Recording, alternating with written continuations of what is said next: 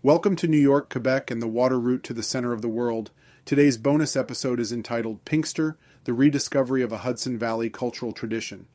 I'd like to thank the Friends of Philipse Manor Hall for their support of this podcast moving forward and invite everyone down to the Manor this Saturday, May 10th from 11 a.m. to 5 p.m. at our Yonkers location for our very own Pinkster Festival. See the show notes for a link to further information. Now let's examine what was once a major part of the Hudson Valley calendar year, a time of merriment and reunion, but most of all it was a time of freedom. Pinksteren, or the Pentecostal celebration, developed into a summer Hudson Valley festival by the early 18th century. Often shortened to Pinkster by enslaved Africans, this was a role reversal celebration that allowed for familial gatherings of the enslaved. This religious celebration quickly became a stronghold of Dutch Afro culture, taking on a carnival-like atmosphere found in Catholic countries and complete with organized crews or guilds. These would be responsible for things such as parades and displays. Such organizations could still be found in Albany throughout the 19th century. Every great Hudson Valley manor would be the setting for such raucous festivities, with both Dutch slave owners and freedmen joining in. This was juxtaposed with the quiet, emotional reunions of enslaved kin not seen for months or even years. Dr. Nicole Maskiell argues that it was the Dutch merchant class that drove the expansion of slavery within the intertwined familial patroon networks of the Hudson Valley. She bases this off of the escalating series of restrictions placed on African slaves and freed people of color after the English takeover. It's within this argument that we can glimpse the transitional phase of the Dutch merchants to landed English gentry, but I do not believe that credit can be solely assigned to the former Dutch of New Netherland alone. It's their unique contacts with smuggling entrepôts of the Caribbean and Africa that get melded onto this burgeoning English empire. They are no longer fighting against the Navigation Acts, but let's say operating along its boundaries now.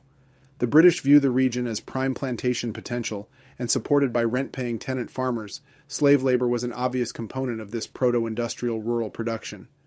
The restrictions placed on the enslaved aren't the result of the former Dutch merchants' penchant for such drastic racial measures, but instead a creation of an expanding slave society and headed by a polyglot Dutch Anglo-Scot landed aristocracy.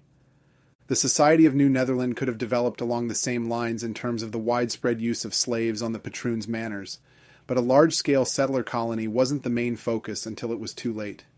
Under English rule, the experiences of Barbados, Jamaica, and Virginia due to Bacon's Rebellion had led to the implementation of hierarchical racial codes that defined roles and boundaries within colonial New York society.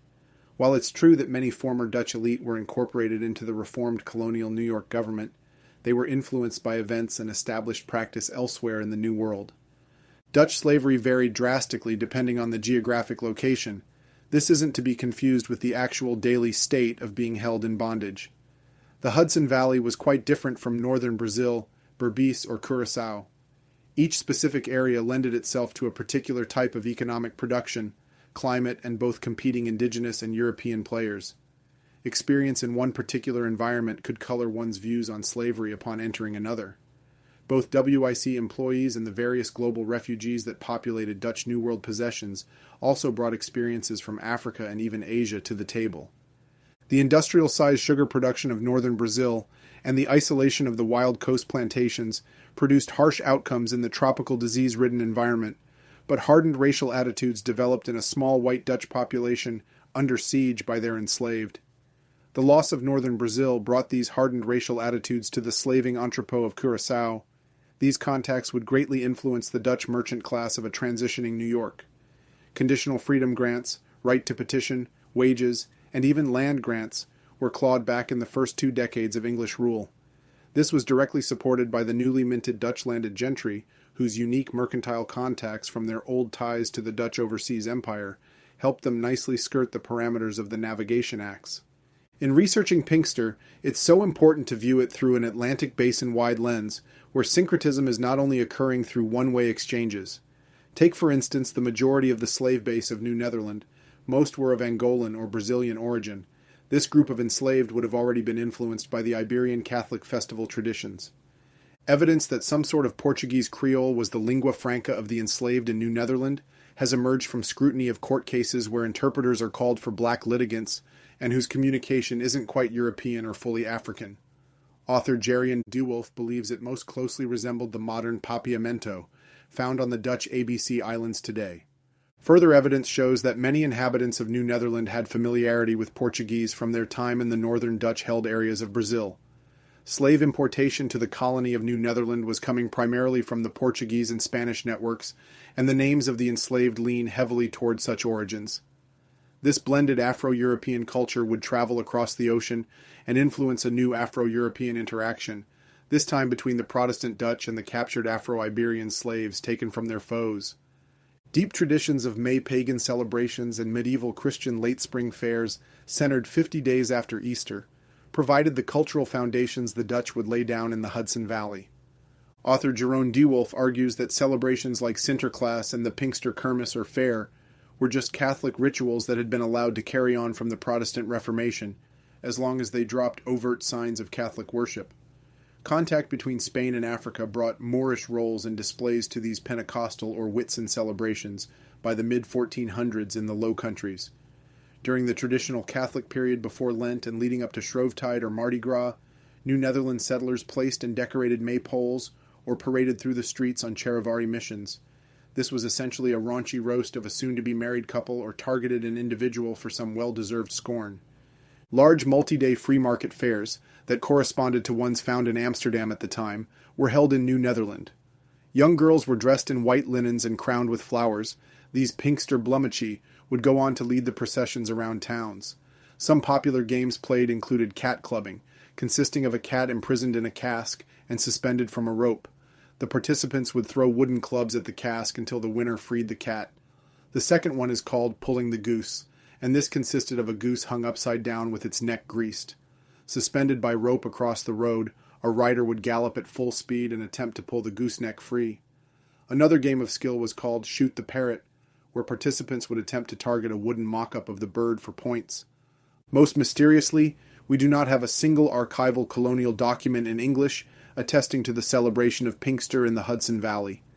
This I attribute to the insular nature of the Dutch circling the wagons in an effort to counter the prevailing Anglo-centric world being thrust upon them. It's also quite possible that the 1911 Capitol fire consumed any document that might have provided an observation, as we lost the vast majority of the English colonial era documentation. The following is a 1655 Dutch document that rails against the party-like atmosphere and the traditions that seem a bit too Catholic for either the Reformed Church or WIC leadership. The Director General and Council of New Netherland, to all those who hear or see this read, greetings.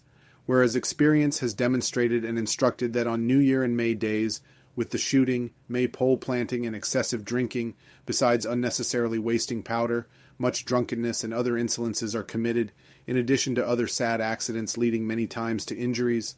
Therefore, in order to prevent such in the future, the Director General and Council expressly forbid henceforth shooting and planting of maypoles on New Year and May days within this province of New Netherland. Also, any noise-making with drums or dispensing of any wine, brandy, or beer upon those occasions, and this only to prevent further accidents and trouble, for a fine of 12 guilders for the first time, doubled for the second time, and arbitrary punishment for the third time, 1/3 for the officer, and 1/3 for the poor, and 1/3 for the accuser. Furthermore, they order all inferior courts in this province to publish and post this in the usual places, and to execute it promptly. Thus done at the session of the Director General and Council at Fort Amsterdam in New Netherland, dated the end of December 1655. Dewulf recounts the story of the famous abolitionist sojourner Truth's Afro-Dutch heritage, originally called Isabella Baumfree. She writes of yearning to return to her Dutch master to experience the joys of Pinkster once again.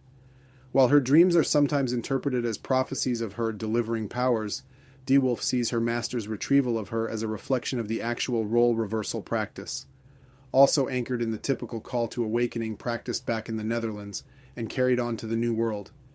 In essence, Pinkster represents a time when agency could be exerted and the master's role reversed to serve, so Sojourner's recollection is one of joy. Seeing the preparations for Carnival on Curaçao and knowing the traditions of Mardi Gras in the Western Hemisphere, I always thought that Pinkster and Carnival closely resembled each other. It's fascinating to get the cultural and historic continuity through practices in the Netherlands. There's both a retaining of the old Catholic way and a whitewashing of any overt connection to such, but the authorities just can't seem to get the ordinary folks to drop their love of the overall festival season. This is transplanted to the New World in the form of Pinkster, and transformed again by contact with enslaved Africans, who reinforced their own syncretic Ibero-Afro background.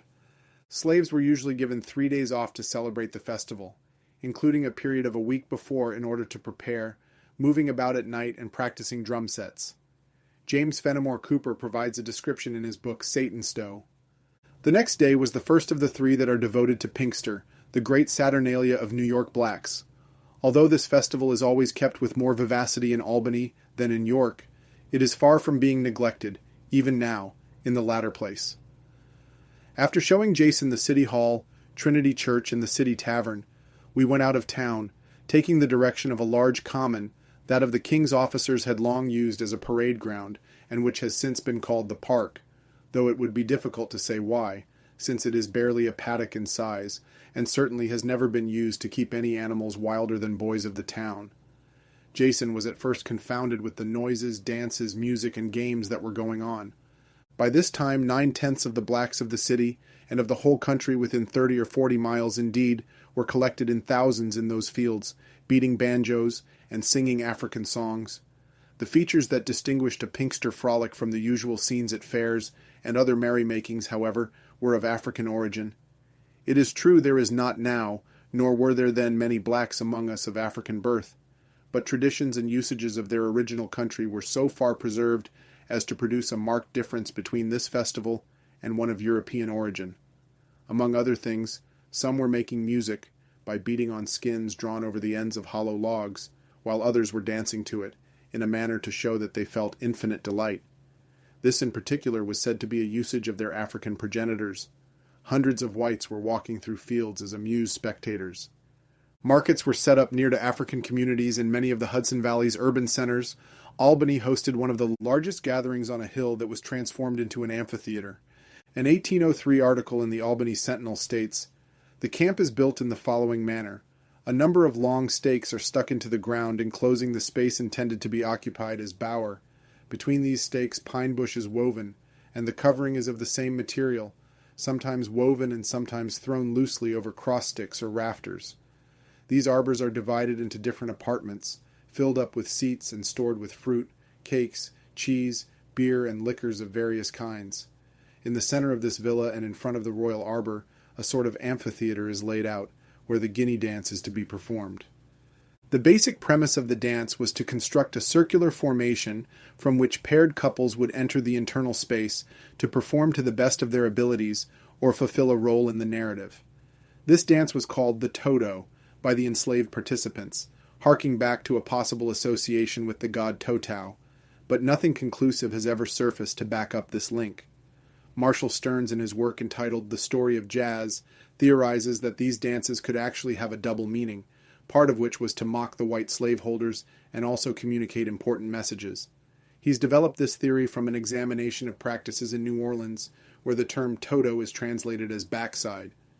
A large procession led by a chosen king started off the festivities, joined by everyone except the wealthy slave owners.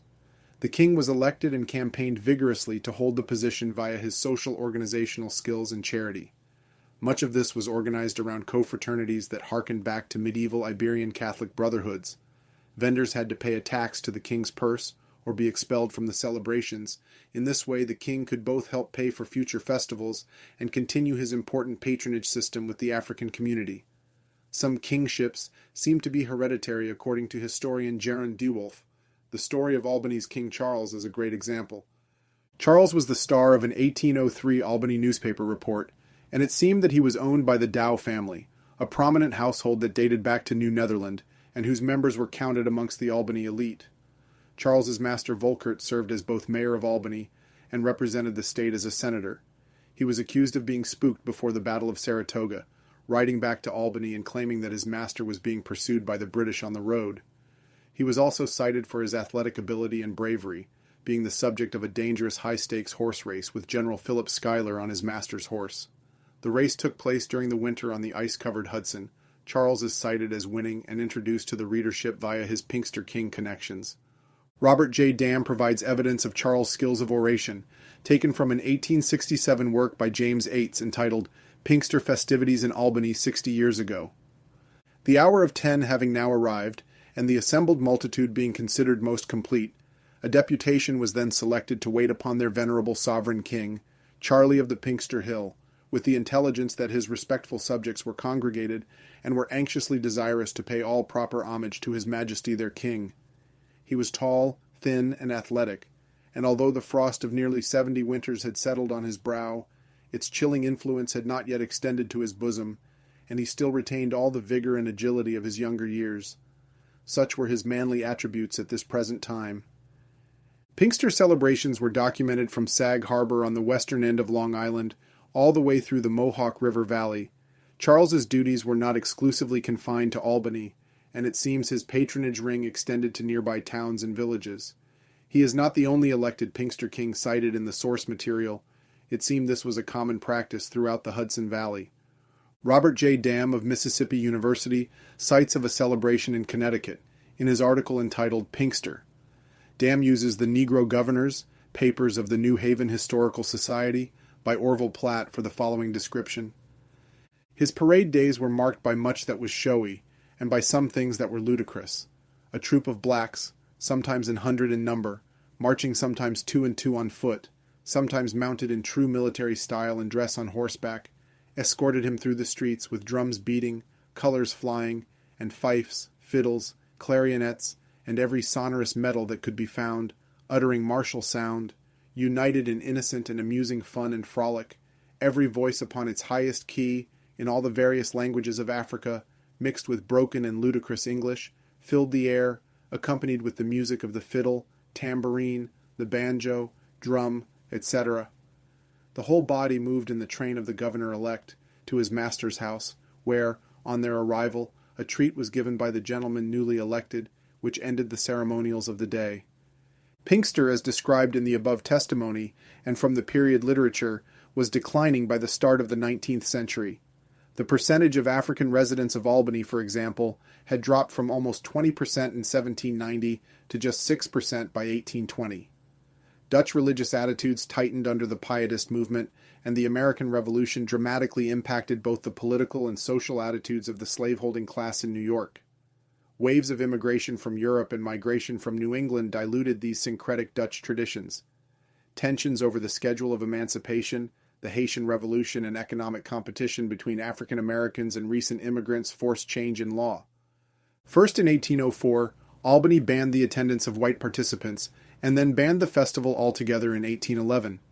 Shane White offers an interesting theory behind Albany's Anglo-Dutch sudden turning against the celebrations.